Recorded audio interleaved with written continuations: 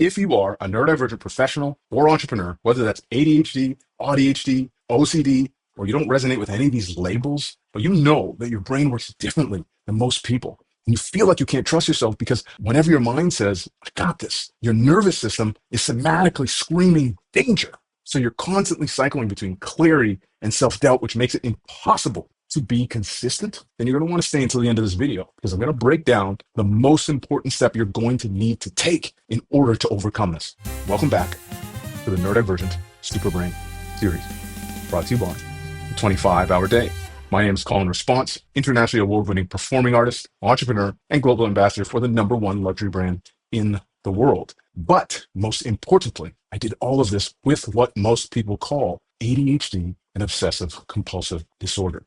I disagreed. And so I built a business that's helped now over 150 neurodiverse entrepreneurs and professionals rewire their brains from feeling overwhelmed by a lack of time, energy, or clarity to becoming masters at executing their ideas profitably and efficiently, ultimately so that they can cut their working hours in half, add an extra $10,000 to $20,000 a month to their income while having the freedom to live a balanced and fulfilling everyday life in the process. And today I am blessed to be here with our guest, Zach. Now, Zach is a neurodivergent professional who used to run a consulting business before he transitioned to a role that now helps for-profit businesses break through their revenue plateaus. And I'm here to show him why he's stuck so that he can be empowered to decide whether he wants to permanently remove this barrier from his life today or not.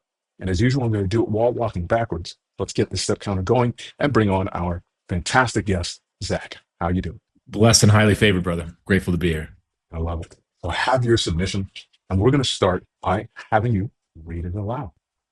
My biggest bottleneck is a lack of embodied trust in myself and in the universe due to, at least what I feel is a sensitive nervous system that doesn't feel safe. And so I intellectually believe that the universe has my back, that everything works out for me.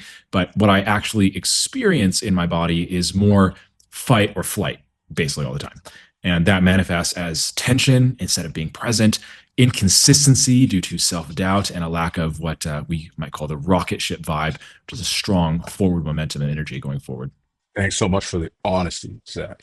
This is such a powerful submission because there are so many high-performing professionals and entrepreneurs feeling this disconnect between their body. So I want to say thank you.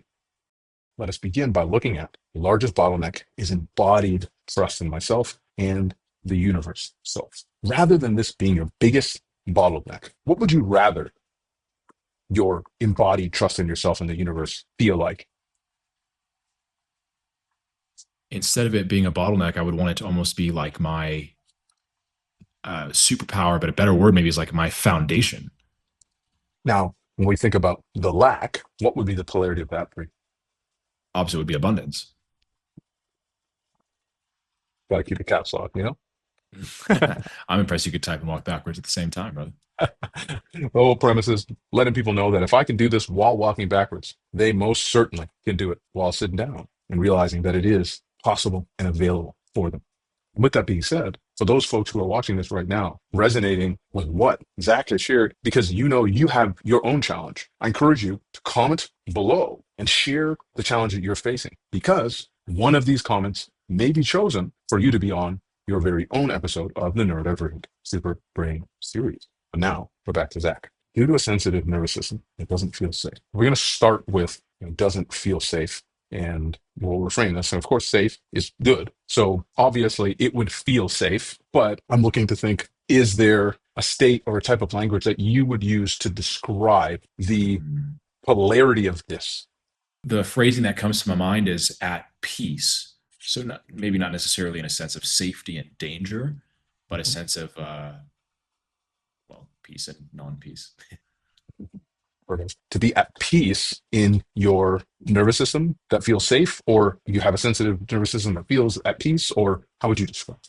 Yeah, I would say that it feels, relaxed, of course, is a word that comes to mind, but just your like stillness, that imagery comes to mind. But peace, I think, is a good word. And then how would you integrate the nervous system to it? Or would it be that you have a peaceful nervous system, or is it just that your nervous system feels relaxed? How would you articulate this particular reframe with this language?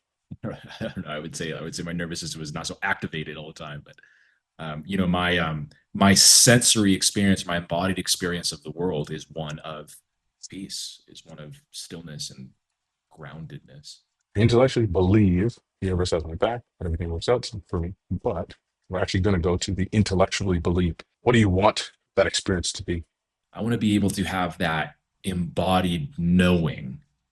It's like I don't know if this is the direction in which you could channel in, but I think about the difference between like a lot of religion. So like I grew up in a very Christian household, right? And there's that verse: if you confess with your mouth Jesus Lord, you'll be saved.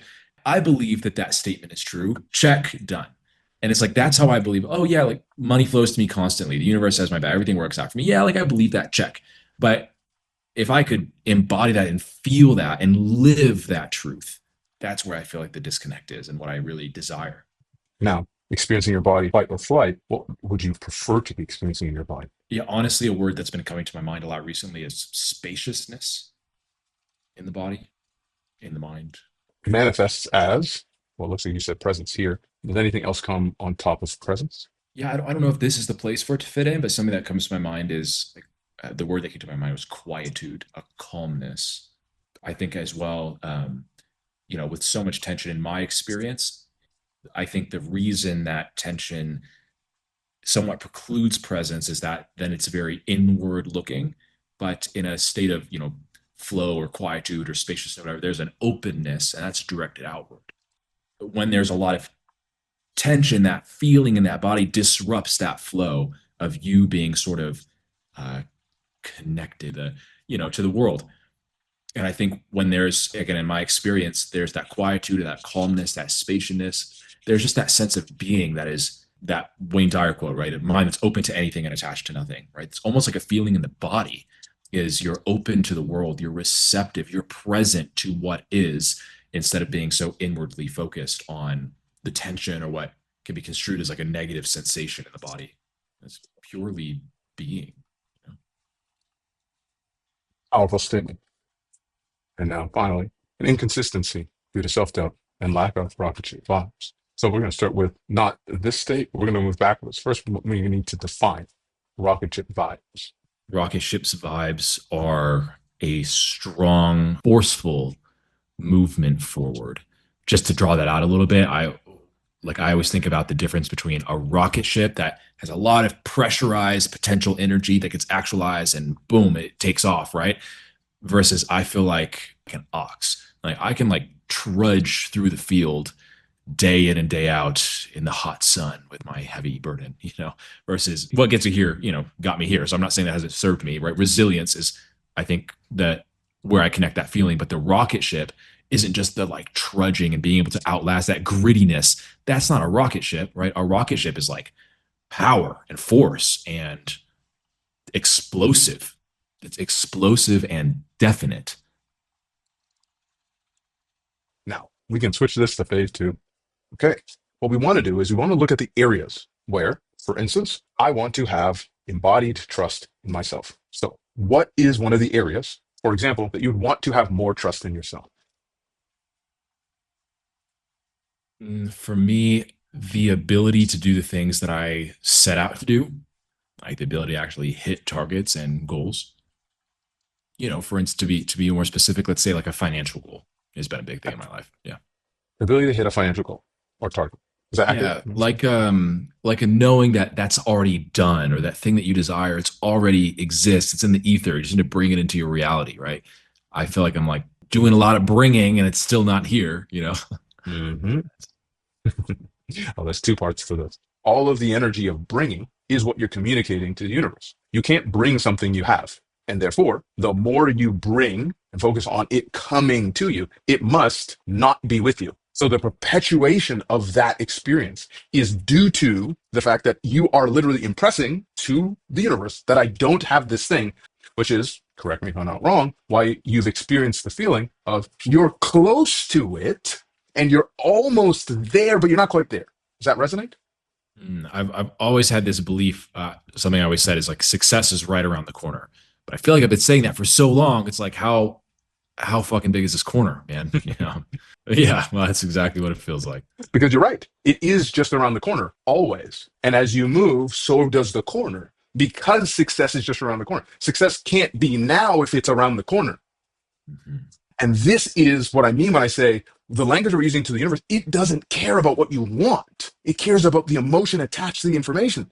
It's like, it's around the corner for Zach. That's important for it to be around the corner. It would be a betrayal for it to be in his possession, or else he couldn't have it around the corner. And this is one of the most important things, everybody watching this, that you must understand. It took me 30 years to understand this. Desire and enjoyment are not the same thing. In the world that we live in, they are so interwoven in language that it would cause somebody to feel that they are the same. Because the things that you may want are things that you may enjoy. And so typically, the things we enjoy, then we want the things. And so we will confuse them as the same thing, but they're not the same thing. When we are in a pursuit of wanting something, that is not us enjoying it. That is us wanting to relieve ourselves of the discomfort of not having it, which is why when you attain the thing, well, you still want something else. Why? Because we were using the acquisition of the thing as the mechanism to relieve us of the discomfort of the physiological feeling of wanting. And you think about your life, there's many things you've wanted, and there's many things that you have that you previously wanted, yet still success is just around the corner. No, it just think about the things you wanted in the past that you presently have, but you have the same sensation in your body of wanting. The only way to relieve ourselves of the feeling of wanting a thing, you have to be in the state of having the thing, enjoying something. That would be the only way. And if we know that there are things in the past that we wanted, but weren't getting them to enjoy them, we were getting them to relieve ourselves of the feeling of wanting without realizing it. But now we have those things and we still want, that it would be foolish to use the same strategy to relieve ourselves of wanting. Because I've wanted all these things and I got all these things, but I still feel wanting. It's because it was the emotion of desire masquerading as enjoyment. But you would only see that if you realized that they were two different things. If you don't, that's what will keep somebody trapped. The true avenue to get to where it's not around the corner is that it has to be here. And so the question is, well, how could it be here if it's not here? You have to impress upon your mind you being in possession of it. But if you don't have it, how do you be in possession? And that's where everybody gets stuck. And that's what we're going to talk about right now. It is how much of it you have. It's how much of it you presently have. So think about that. Because to want something, there has to be a distance, which means to impress all your energy and your focus on the distance. All you do is you multiply the experience of the distance. Even if the distance is here or is here, it's always going to feel like it's right there. But how would you embody the state of actually having something? Well, you must have it. Not to imagine having, you have to actually see what parts of it you have so that you can focus on those parts because that is present. That is in enjoyment. And if you focus on the emotion of the enjoyment of having the thing, what are you doing? You're impressing upon your neurology the possession of the thing, which means it will look for more of you having it. So you will see more opportunities for you to possess it. You will see more of what you already possess, but also you will actually start to possess more of it. And just like every other pattern in the universe, it will reinforce itself, but it has to reinforce the subject matter. If you want something, it will reinforce you wanting it. You have to look at what aspect of that thing do I already possess? If I want confidence and I don't feel like I could just walk up to the most beautiful woman I've ever seen, maybe I'm very nervous. Maybe I'm super anxious. If I don't feel like I could do that, you must find your edge of the subject matter that you presently possess to push your capacity to do the thing. What I actually need to do is next time I go to the washroom and I'm washing my hands and there's somebody else washing their hands beside me, I just look at that guy and I say, how's it going? And that person says, how's it going? If I'm this nervous person and just like, I can't even say hi to the guy, my edge is to wash my hands at the same time as somebody else. That might be my edge. And I go to the washroom 10 times, 15 times, 20 times, 25 times until it's natural for me to walk up and wash my hands beside the person washing their hands. So then I'm going to step into my new edge, which is I simply look at the person and I just give them a nod. And maybe the first time I do it, I'm feeling pretty anxious, but I know I could survive the circumstance. It's not going to set me into a physiological trauma response. And then I keep doing that until that becomes normalized to my body. And then eventually I can say to the guy beside me, oh, how's it going? How's your day? And then that person says, oh man, thanks for asking. And then for me, that starts to impress upon my neurology. Oh, I can do this because I'm presently doing it. It's being reinforced. Just like when we're moving into situations that make us feel really anxious and we're past our edge, all we're doing is impressing that circumstance into our body. So we take multiple steps back to our edge. And this is where you're going to see the somatic growth. But the key for you, my friend, is that you're looking for the edge because the edge is in the present. The edge is in enjoyment of now. It's not in a wanting and it's not in a future. It is what part of that future reality exists in my present now so that I can focus my attention, my neurology, and tune my senses and the universe to now so that that multiplies and magnifies. And by virtue of it magnifying, what I have now will become more of what is now and I'm in possession of. Are you picking up what I'm putting down? Yeah, I'm typing some of this out. I'm like, this is super good to understand, like not just what the connection is, but where it is here in this moment, And obviously, once you are on your edge and that edge continues to creep forward, well, I mean, that's the perpetual game of life, right? And growth. As they say in the Hermetic tradition, all truths are half truths, right?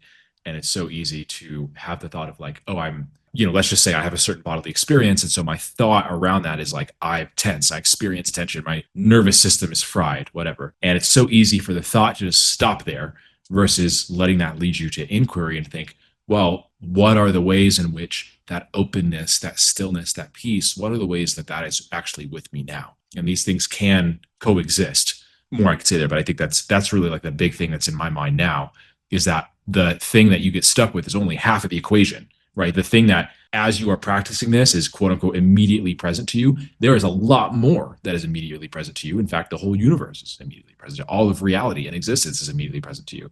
But we get trapped in only seeing this one part of it, vibrations and everything, right? You only hear certain vibrations. It's about letting yourself be attuned to there are other frequencies or other vibrations there right now. You just have to be able to pick them up, right? You have to bring them to conscious awareness. You must first bring awareness to them. This is the challenge that most neurodiverse professionals and entrepreneurs face.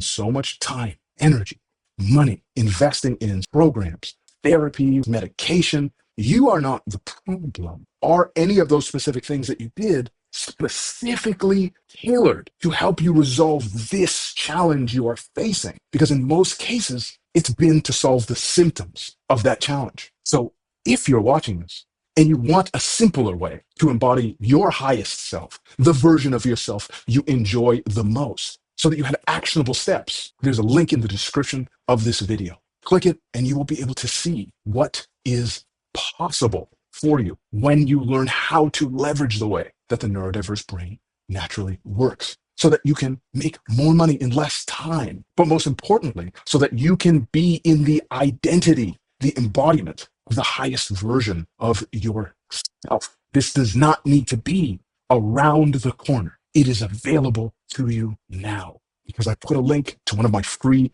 masterclasses in the description to this video that you can attend. Unfortunately, we're currently at capacity, but I still put a link to one of my free masterclasses so that you can still see what is possible for you when you leverage the way that your brain naturally works. Or you can continue to have everything you want to be just around the corner. I want to say thank you. You're a very special individual, Colin. Thank you. See you next time.